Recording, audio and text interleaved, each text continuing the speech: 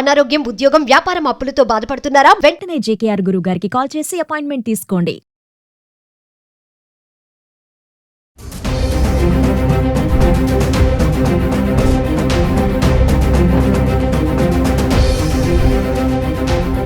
నమస్తే, welcome back to Suman TV. ప్రస్తుతం మనతో పాటు ఉన్నారు consumers affairs committee chairman Mandari Krishna Reddy garu. నమస్తే సార్. నమస్తే అమ్మా. సార్, మరి బంగారం ధరలు చూసుకుంటే మరి డొనాల్డ్ ట్రంప్ 25% ఏదైతే సుంకాలు విధించారో మరి దాని ప్రభావం కూడా పడింది అంటారా? ఒకేసారి తగ్గిపోయింది బంగారం ధర, ఎలా ఉంటుంది అంటారు? ఇంపాక్ట్ ఎలా ఉంది?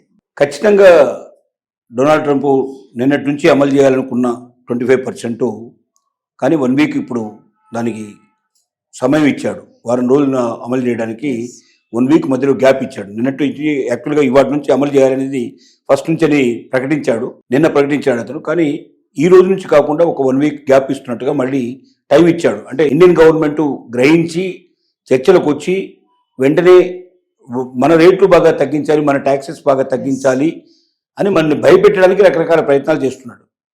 ట్రంప్ ఎట్లా ఉంటుందంటే భయపడ్డవాడిని భయపెడతాడు, భయపడేవాడికి భయపడతాడు.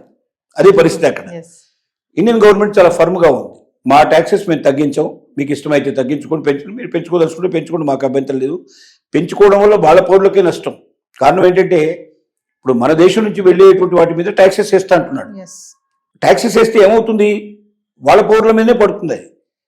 మనం పంపించేవన్నీ ఎసెన్షియల్సే. ఖచ్చితంగా మందులు ఎక్కువ పంపిస్తాం మనం. మందులు అమెరికాలో తప్పనిసరి తీసుకోవాల్సిందే. మరి మందులు ఇంతకుముందు తీసుకునే వాడికన్నా ఇప్పుడు 25% పెరుగుతుంది. అప్పుడు $1 వచ్చేది $10 వచ్చేది $12.5 పడుతుంది. 25% పెరిగింది. నష్టం ఎవరికి? అమెరికన్స్కి నష్టం.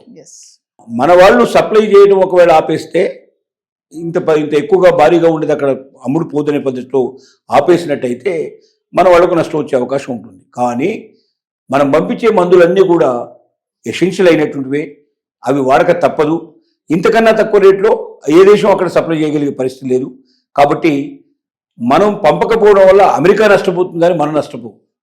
ఇలాంటి కొన్ని ఆలోచనలతోటి ఇండియన్ గవర్నమెంట్ చాలా ఫర్మ్గా ఉంది. కానీ మార్కెట్లో దాని ప్రభావం అమలు చేయకముందే 25% ట్యాక్సెస్ అని ప్రకటించగానే దెబ్బపడుతుంది. ముఖ్యంగా అమెరికా అధ్యక్షుడు ప్రకటించినటువంటి 25% సుంకాలు భారతదేశం నుంచి వచ్చేటువంటి ఐటమ్స్ మీద వేస్తానని చెప్పడం ఒకటి. రెండోది, రష్యా నుంచి చమురు కొనుగోలు చేయకూడదు అని ఆంక్ష పెట్టాడు భారతదేశానికి. ఎప్పటి నుంచో పెట్టారు, ఇది ఇప్పుడున్న ఆంక్ష కాదు, ఎప్పుడో పెట్టారు. కానీ ఇప్పుడు ఏం దీనికి లింక్ పెట్టాడంటే ఈ సుంకాలు పెంచడానికి అది కూడా ఒక కారణం అంటాడు.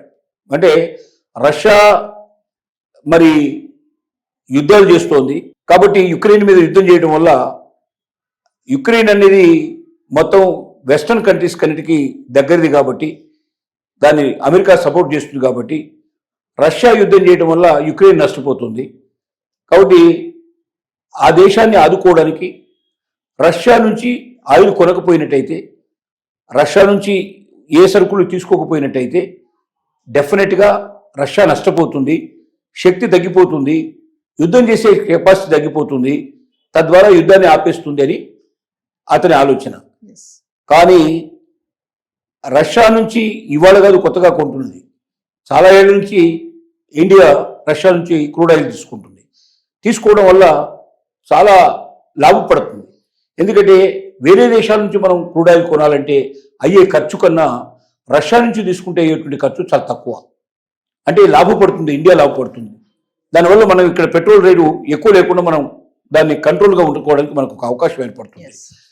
ఇప్పుడు అక్కడ ఏమైందంటే రష్యా మీద ఆంక్షలు పెట్టడం వల్ల, అంటే రష్యా క్రూడ్ ఆయిల్ భారతదేశం కొనడానికి వీల్లేదు అని కండిషన్ పెట్టడం వల్ల ఆ క్రూడ్ ఆయిల్ రేటు పెరుగుతుందేమో అనేటువంటి భయంతో కూడా వాళ్ళు కొంతమంది ఉన్నారు. కానీ ఆశ్చర్యంగా క్రూడ్ ఆయిల్ రేటు ఇంకా తగ్గింది. కానీ బంగారం రేటు కూడా తగ్గింది. దానికి కారణాలు ఒకటి, అమెరికా సుంకాల వల్ల భారతదేశానికి నష్టం వాటిల్తుందేమో అనే పరిస్థితి, కొనగలిగే శక్తి తగ్గుతుందేమో అనే భయం ఒకటి ఉండదు. రెండోది అంటే మన రూపాయి కొంచెం బలపడింది, డాలర్ రేటు కొద్దిగా తగ్గింది. అంటే డాలర్ ఎప్పుడైతే తగ్గిందో ఆటోమేటిక్గా ఇక్కడ బంగారం పెరగడానికి తగ్గడానికి కూడా పాసిబిలిటీ ఏర్పడింది. అది కూడా ఒక కారణంగా మనం చెప్పుకోవచ్చు. ఇంకా రకరకాల కారణాలు దీనికి తోడైనవి. వెండి కూడా రేటు తగ్గింది, బంగారంతో పాటు కూడా వెండి తగ్గింది. కాబట్టి భవిష్యత్తు లోపల ఈ ఫ్లక్చువేషన్ ఇంకా కొంతకాలం ఉండే అవకాశాలు ఉన్నాయి.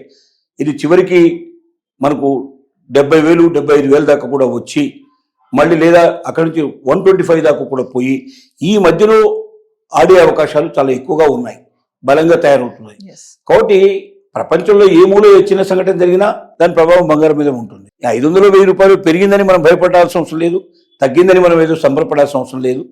పెరుగుదలలు తగ్గుతూనే ఉంటాయి. నిశ్చయంగా పెట్టుబడి పెట్టదలుచుకున్న వాళ్ళు, డబ్బున్న వాళ్ళు ఎవరైనా సరే పెట్టుబడి పెట్టుకొని తీసుకుంటే తప్పు లేదు.